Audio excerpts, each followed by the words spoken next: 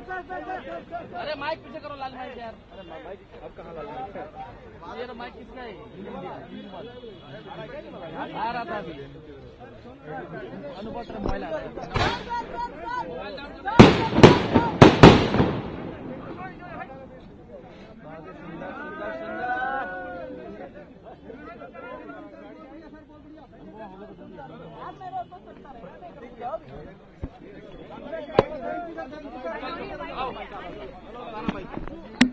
जीत हुई है, उसको किस रूप में आप देखते हैं? क्या है पहली प्रक्रिया आपकी? ये हमारी जीत नहीं है, देश के पहलवानों की जीत है। ये फेडरेशन अपने लिए नहीं चुनी जाती है, देश के खेल को बढ़ाने के लिए चुनी जाती है। और मैं ये उम्मीद करता हूं कि 11 महीने के अंदर जो कुश्ती का नुकसान हुआ है, खेल की गतिविधि बंद है, नई फेडरेशन तुरंत इस गतिविधि कुश्ती की गतिविधि को शुरू करे और जो नुकसान हुआ है उसका भरपाई करे। और ये मेरी जीत नहीं है, देश के पहलवानों की जीत है, देश की जनता की जीत है। जो नौजवान लड़के और लड़कियां इस क्षेत्र में कुश्ती में अपना करियर बनाना चाहते हैं, उनको इस जीत के बाद क्या संदेश देना चाहेंगे? उनको संदेश मिल गया। आज हिंदुस्तान के लगभग हर अखाड़े पर महाराष्ट्र, मध्य प्रदेश, राजस्थान, झारखंड, बिहार, हरियाणा, दिल्ली, सारे अखाड़ों पर ऐसे ही पटाखे दग रहे हैं। सांसद जी, दबदबा तो है, इस तरीके का हमने पोस्टर भी देखा है, उसको एक बार दोहरा दीजिए और इसके पीछे क्या मकसद है, किसे आप संदेश देना चाहते हैं? अब जिसको संदेश लेना हो वो संदेश ले। दबदबा था, दबदबा रहेगा।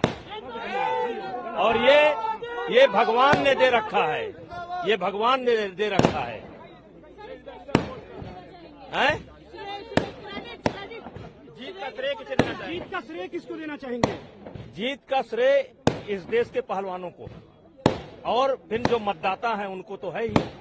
और मैं सरकार को भी धन्यवाद करता हूं कि जो सुप्रीम कोर्ट के आदेश पर यह चुनाव हुआ है, इसकी पीआईएल सरकार ने डाली थी। एक तरीके से सरकार के आदेश पर यह चुनाव हुआ है, क्योंकि हरियाणा चंडीगढ़ हाई कोर्ट ने इसको स्टे कर दिया था और उसके खिलाफ खेल मंत्रालय गया, भारत की सरकार गई। और इसके लिए मैं सरकार को बधाई देना चाहता हूं, खेल मंत्रालय को बधाई देना चाहता हूं कि चुनाव हुआ, निष्पक्ष चुनाव हुआ और चुने गए लोग। सांसद जी, एक सवाल और है कि जिस तरह से कुश्ती जो है वो पहले पहचानी नहीं जाती थी, लेकिन जब से आपके हाथ में कमान आई थी, कुश्ती एक नई ऊंचाइयों पर गई। लेकिन जिस तरह से बीच में ये पूरा प्रकरण सामने आया, कुश्ती बहुत नीचे जा चुकी है। आने वाले समय में नहीं। क्या कुश्ती कितने और ऊपर जा देखिए, 11 महीने का कुश्ती पर ग्रहण लगा था। आज ये ग्रहण 11 महीने 3 दिन के बाद समाप्त हो गया और कुश्ती ऊंचाई पर गई थी तो पहलवानों की बदौलत गई थी। पहलवान थोड़ा सा हतोत्साहित थे, लेकिन वो पहलवान करंट में आने में उनको देर नहीं लगेगा और 10 दिन के अंदर माहौल जो है कुश्ती का फिर बदल जाएगा और फिर हम ओलंपिक में वही प्रदर्शन करेंगे जो देश हमसे चाहता है। बहुत बहुत धन्यवाद। बहुत बहुत धन्यवाद। सर, क्या कहेंगे जीत के लिए? कहा क्या बोलेंगे? सिंगल हम भी करेंगे तो फाइट तो करेंगे ना। क्या प्रश्न है आपका? जीत का श्रेय? जीत का श्रेय इस देश के पहलवानों को है और रेसलिंग फेडरेशन से जुड़े हुए जो अध्यक्ष हैं, सेक्रेटरी हैं, उनको है। जी, सिंगल आईडी है यार, रुक जाओ। सर, इसके साथ ही सर जो आरोप लग रहे थे, कहा जा रहा था अध्यक्ष चेंज होना चाहिए, अब नया अध्यक्ष आया, आप क्या करेंगे? अध्यक्ष तो चेंज हो गया, जी, तो अब आगे कैसे काम करेगा फेडरेशन? अब नए अध्यक्ष करेंगे, जी जी, अच्छा करेंगे। हम उम्मीद करते हैं कि जो गतिविधि रुक गई थी उस गतिविधि को आगे बढ़ाएंगे। और जो तमाम आरोप लग रहे थे सर, उसको वो न्यायपालिका में विचाराधीन है। जी, हमारे साथ बात। आपको बताऊं, सरकार से ना तो हमारी पहले लड़ाई थी, ना हमारी आज लड़ाई। हम एक व्यक्तिगत आदमी के खिलाफ लड़ रहे थे जो बच्चियों का, लड़कियों का शोषण कर रहा था, बहन बेटियों का।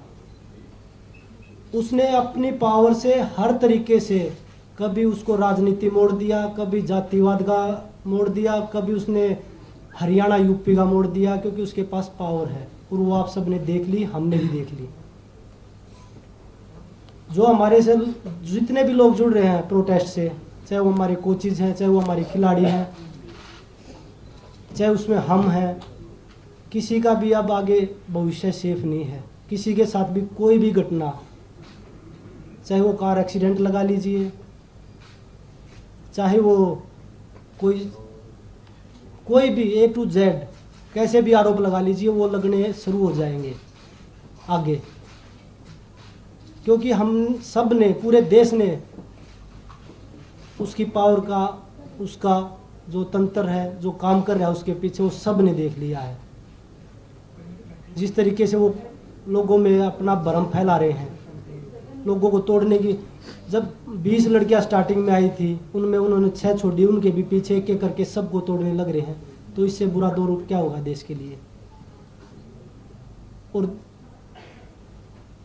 मुझे नहीं पता, वो न्याय, विनेश भी बोल रही थी, साक्षी बोल रही थी, कब मिलेगा ये लड़ाई। चलो हम लड़े, हम नहीं जीत पाए, लेकिन ये लड़ाई किसी न किसी को, जो आने वाली पीढ़ी उनमें, उनको भी किसी न किसी को लड़नी पड़ेगी। विनेश ने बताया, भगत सिंह को जब फांसी हुई थी तो उसके 20-25 साल बाद हमें आज़ादी मिली थी, लेकिन पता नहीं कुश्ती से आज़ादी हमें कब मिलेगी। अब हमारी रेसलिंग का कैरियर, हमें नहीं लगता कि आगे हम रेसलिंग कर पाएंगे या नहीं कर पाएंगे, क्योंकि जब उसी के लोग आ रहे हैं, वो जो बच्चे हैं जो उनके खिलाफ लड़ाई लड़ रहे थे, इतनी हिम्मत जुटा के वो आगे आए थे, इतने साल लग गए उनको ये हिम्मत जुटाने में। जो हमारे देश की, जो गांव में, जो देहात में महिलाएं हैं, वो इस शोषण से गुजरती होंगी, तो वो भी तो देखती होंगी कि हम किसके सामने आवाज़ रखें। जब हमने पूरे देश के सामने, पूरी सरकार के सामने सारी चीज़ें खोल के रख दी, उसके बाद भी न्याय नहीं मिला, तो वो बहन बेटियां किसके सामने रखेंगे अपनी बातें। हमारे देश में मुझे नहीं पता कि राजनीति कैसे होती है, पर आज देख रहे हैं ना, सिर्फ जातिवाद, धर्म हो रहा है, धर्म यही होती है। मैं अपनी खुद की बताता हूँ, खिलाड़ी की क्या जाति होती है। हम अखाड़े में बैठ के एक थाली में रोटी खाते हैं, हमें जाति किसी की नहीं पूछते कि आपकी क्या जाति है, आपका क्या धर्म है। अगर मैं देखने लग जाऊँ, जो मेरा पर्सनल ट्रेनर है वो मुस्लिम है, जो मेरा फिजियो है वो बनिया है, तो मैं तो ये ऐसे सोचूँ कि भाई नहीं, हम तो किसी और को लेके आएंगे, उनके साथ हम एक ही थाली में रोटी खाते हैं। तो वो खिलाड़ियों को बता रहे हैं कि भाई जातिवाद है, ये पॉलिटिक्स कर रहे हैं। मैं आज पूरी मीडिया बैठी है देश की, अगर हम तीनों में से कोई भी किसी पार्टी के टच में हो या किसी पार्टी को ज्वाइन करना चाहता हो, कभी नहीं मिलेंगे हम आपको, किसी भी पार्टी के साथ नहीं मिलेंगे। हम राजनीति करने नहीं आए, हम अपनी बहन बेटियों की न्याय की लड़ाई लड़ने के लिए आए हैं यहाँ पे। तो वही बताया, जो आगे जो हमारे साथ जुड़े हैं, जितने भी लोग हैं, बहन बेटियां हैं, उनके साथ किसी के साथ कुछ भी हो सकता है आगे भी। अंत में हम तो 40 दिन सोए रोड पे, लेकिन मैं सभी तमाम देशवासी जो भी हमारे प्रोटेस्ट में आए, दूर दूर से आए, बूढ़ी महिलाएं आई, बहुत सारे लोग ऐसे आए जिनके पास खाने कमाने के लिए नहीं है, फिर भी हमें सपोर्ट करने आए। हम नहीं जीत पाए, पर आप लोगों का बहुत बहुत धन्यवाद। और एक बात और कहना चाहूँगी कि लड़ाई लड़ी, पूरे दिल से लड़ी, लेकिन अगर प्रेसिडेंट बृजभूषण जैसे आदमी जैसा ही रहता है, उसका बिल्कुल सहयोगी है, उसका बिजनेस पार्टनर है, वो अगर इस फेडरेशन में रहेगा, तो मैं अपनी कुश्ती को त्यागती हूँ और मैं आज के बाद कभी भी आपको वहाँ नहीं दिखूंगा। तो बस सभी देशवासियों को धन्यवाद जिन्होंने आज तक इतना मेरा सपोर्ट किया और मुझे इस मुकाम तक पहुँचाया। धन्यवाद।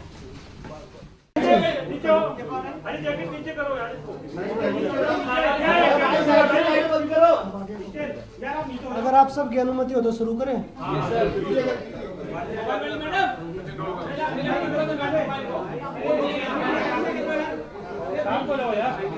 सबसे पहले तो आप सभी को नमस्कार, आप सभी का धन्यवाद।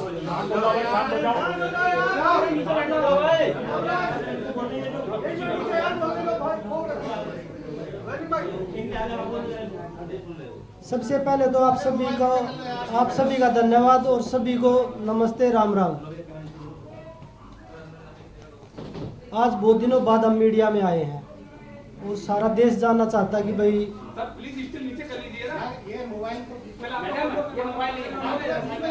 आप चुप हो जाएंगे एक बार, भाई स्टार्ट कर लेंगे।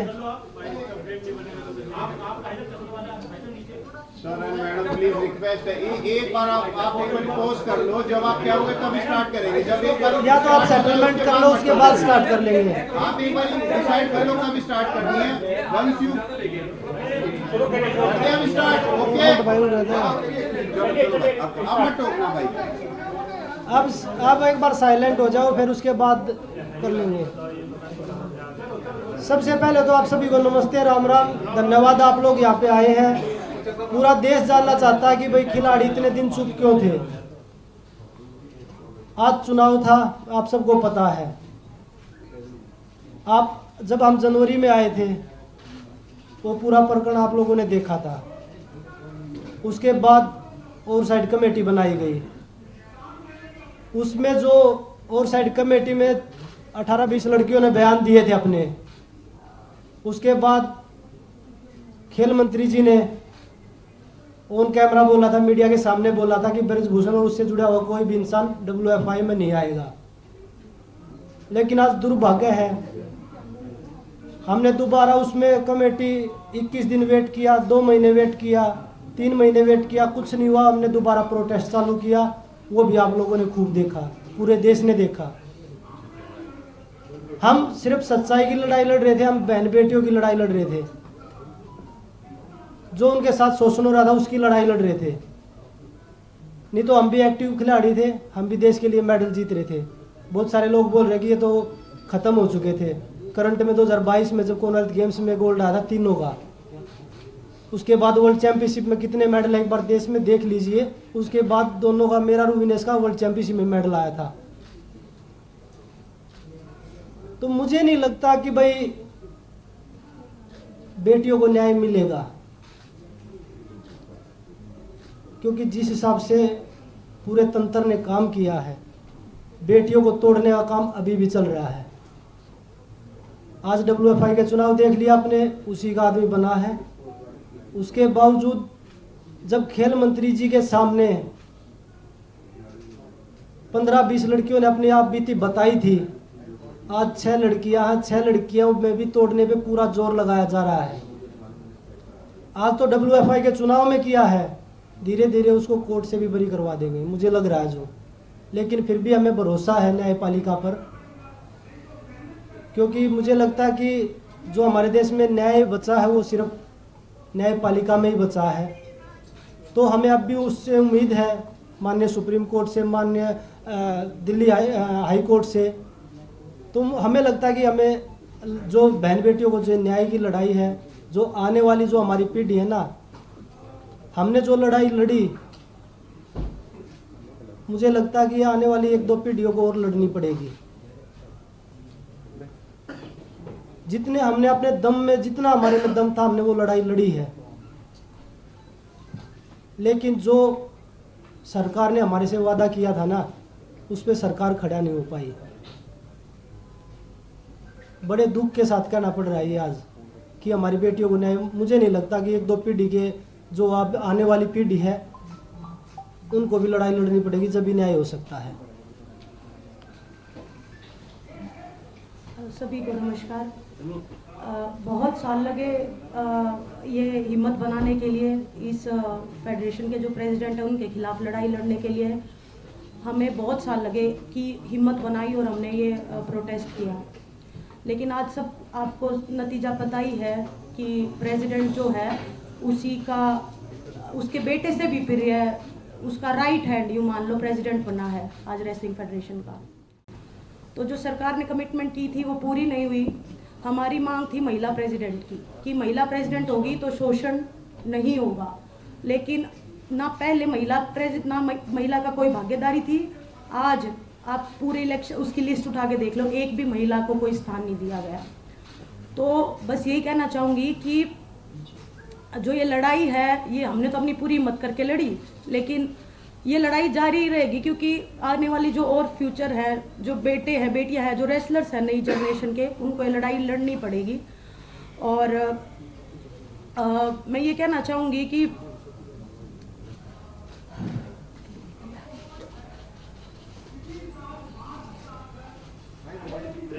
आप सबको पता है कि हम जैन में आए थे, लेकिन मैं एक बात आपको बताना चाहती हूँ कि हमने जब हर तरीके से कोशिश कर ली थी, उसके बाद हम दिल्ली की सड़कों पे आके बैठे थे।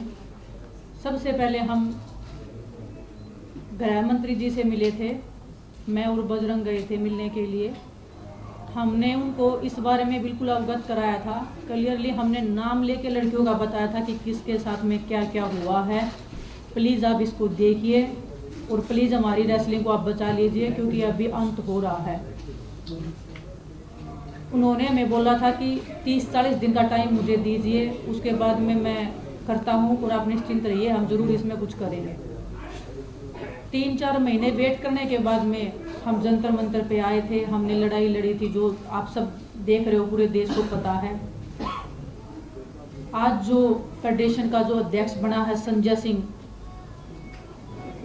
स्टार्टिंग से वो लोग बोल रहे थे कि हम बनेंगे, हमें पता थी, उसकी पावर पता है, उसका पोजीशन पता है, लेकिन दुख होता है कि देश में ऐसे लोगों को स्थान मिल रहा है, पद मिल रहा है।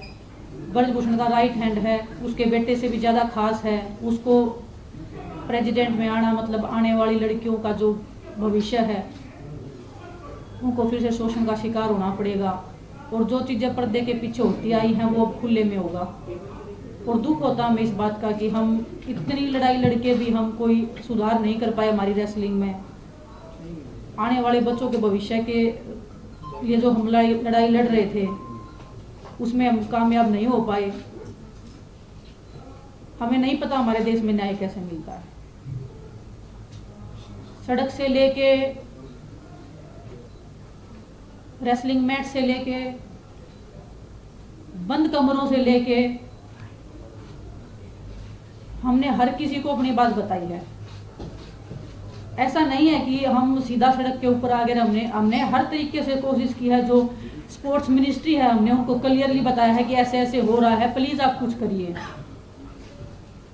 पूरे देश को पता होते हुए भी ऐसे लोग जो शोषण कर रहे हैं, महिलाओं का करते आए हैं, उनको फिर से संवैधानिक पदों पे बिठाया जा रहा है, उनको स्पोर्ट्स में जगह दी जा रही है। जो एक महिला थी, हमें उम्मीद थी कि कोई महिला आएगी, आने वाली जो बच्चियां हैं वो एक संतुष्टि फील करेंगी कि एक महिला है, और उनको भी एक हौसला मिलेगा कि हाँ कि हम अभी सेफ हैं। ना तो पहले रेसलिंग फेडरेशन में कोई भी एक लड़की थी, ना कोई भी आगे लड़की है।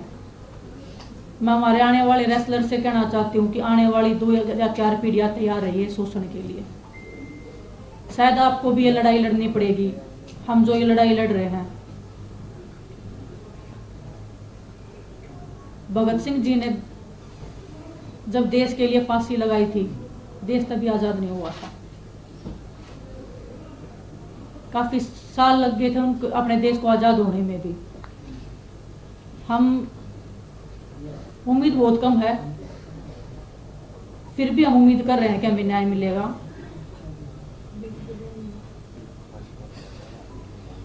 लेकिन बड़ी दुख की बात आज हमारे रेसलिंग का जो भविष्य है वो अंधकार में है। हमें नहीं पता कहाँ पे अरदास लगती है, किसके सामने जाके हम अपना दुख बताएं।